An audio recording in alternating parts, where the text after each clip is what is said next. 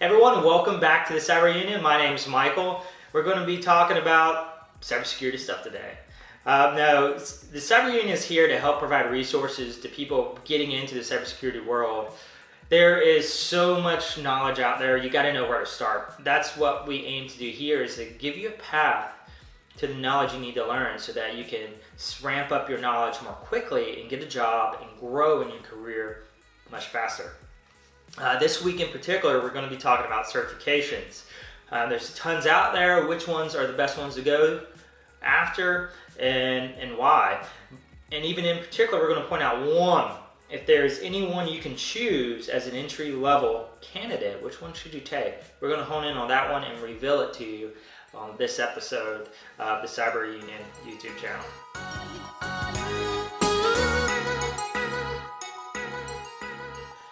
Alright guys, welcome back to the Cyber Union. We're going to do things a little bit different today. I'm just going to record it straight through, so hopefully post-production is a lot quicker. And I got my notes here. So, certifications, why are they important? Well, you got to think about from an HR perspective. They're not technical, so they don't know how to ask the right questions, but they do know how to look at your resume and look at key items on there that'll make you stand out. One of those of which will probably be that section that says certifications and continuing education. Those sections help them realize, hey, this person has really worked overtime to learn this information and test out of it. And it's almost like having another reference that has a long history of bringing them quality candidates, right? Because that's essentially what they're doing. When you take a certification, you have an independent third party vouching for your skill set, whatever that skill happens to be you're testing for. So it's very good to have. And sometimes it helps you give that nudge, because cybersecurity is kind of changing a little bit where you don't need a degree like a lot of skill jobs now. In fact, I know quite a few of my friends don't have degrees, but they have certifications. So it can be a way to prove your skills and not have that degree, right? So there's a lot of benefits to it. Organizations out there that do certifications, there's a lot. And like I said, there's a love-hate relationship in the industry with them. Some people absolutely hate them, think they're a waste of money.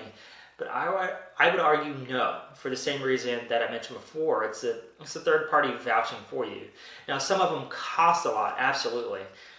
Some of them I wouldn't pay for myself. Like GIAC's really expensive. You're talking about $5 to $7 grand a piece. Most people can't afford that. I don't recommend that for you. There are ways to get it for free, and check out our website for tips on how to do that. But there's other ones that are more affordable. So you have ISACA, ISC Square, eLearn Security, EC Council.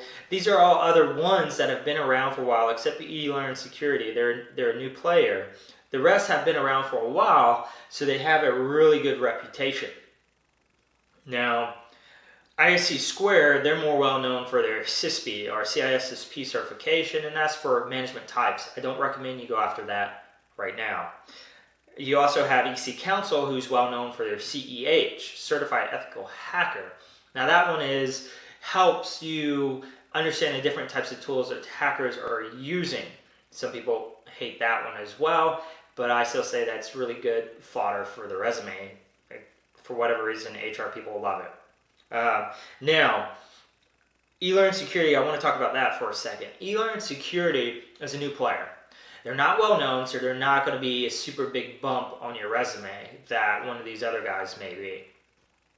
But they do provide really good training, and they have tons of great different certifications, from penetration testing to threat hunting to reverse engineering, forensics.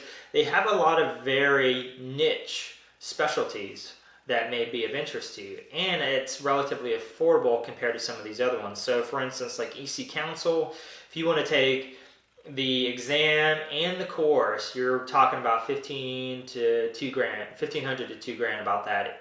eLearn Security, most of their certs right about the $1,000 mark for the entry level ones, and that covers the exam as well. in a lab, so you get to go in there and actually practice your skills. And there's a forum, so you can talk with other people going through the course material with you. So it's a great program. But like I said, not well known, but if you want the skills, it's a good way to go.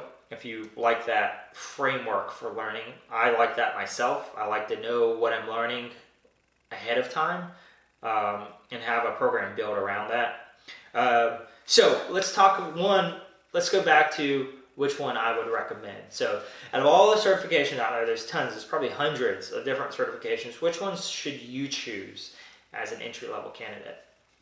Now, CompTIA, that's one I don't know that I mentioned yet, but CompTIA has a bunch of entry-level certifications.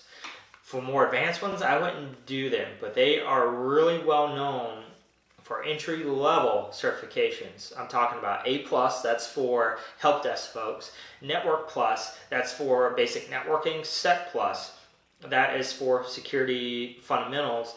And they do have one for analysts. It's brand new. They have one for pen testing. That's brand new. I don't know that. I would take that. They have a few other ones, like Linux. Their Linux one is really good as well. That one actually gets you 3 certifications.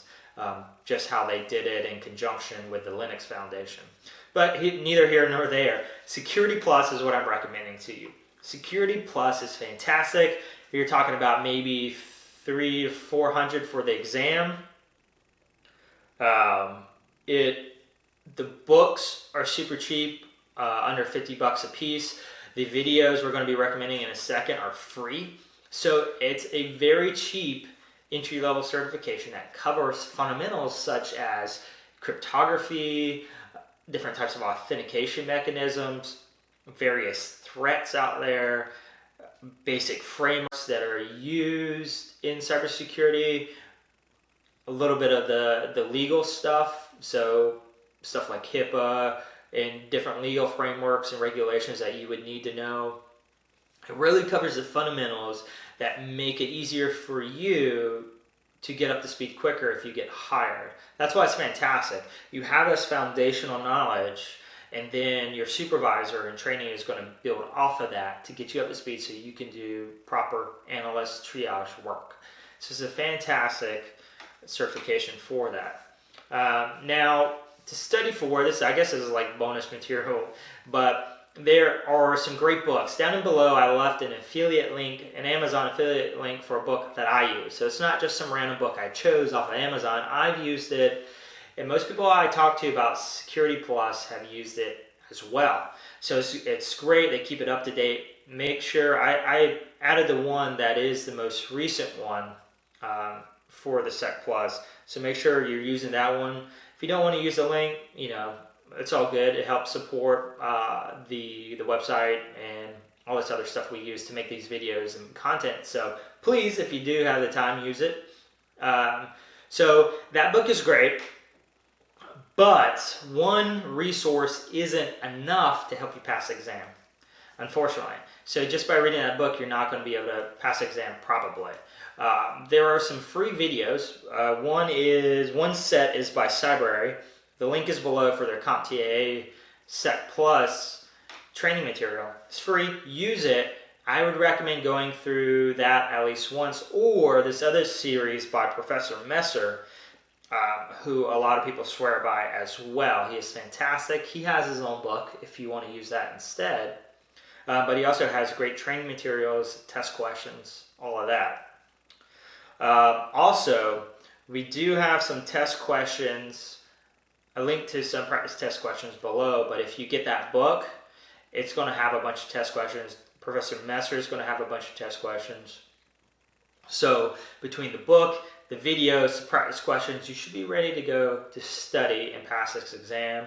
And we're talking, if you're brand new into the cybersecurity world, which you are, it's probably going to be between 2 to 5 months to study, depending on how much time you have to put towards this endeavor.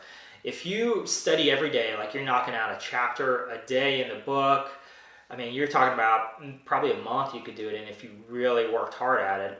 2 months at the latest if you're working every day, studying, doing flashcards, taking practice test questions, going back and studying sections where you're weak. You can really knock this out really quick. Now, if you're a college student and you're working on your cybersecurity degree now, I recommend you get a Security Plus certification before you graduate. This is really going to help you stand out from the crowd with a degree and a certification. If you don't have a degree and you're changing jobs or changing industries and reskilling, like a lot of military folks are doing, these certifications do a lot, so you don't have to go back to school. A lot of people are hiring without a degree, but you have to have something else to make your resume stand out and get across the desk to the technical interview. So you definitely need something to stand out. So, I mean, that about covers it for this certification video. If you have any comments about resources you've used, please let us know. We'd be happy to provide them for everyone else. Please check out our website. We have a page that says Getting Started in Cybersecurity. That link's going to be below. Check that out. We're going to be appending more information to it as we develop this content on getting started in cybersecurity, which this is part of that series. Also, if there's any other material you would like for us to cover, like test-taking tips, other sites to get new information, whatever it is, whatever type of question, please feel free to ask us down below. We'll be looking to get some sort of chat system going outside of YouTube, maybe like a Discord or something like that, whatever it is. That'll be coming in the near future. So anyways, feel free to hit us up. Let us know what you think in the comments below. Feel free to please like our video, follow us for new content, check out our website, and last but not least, we'll see you next time. Take care.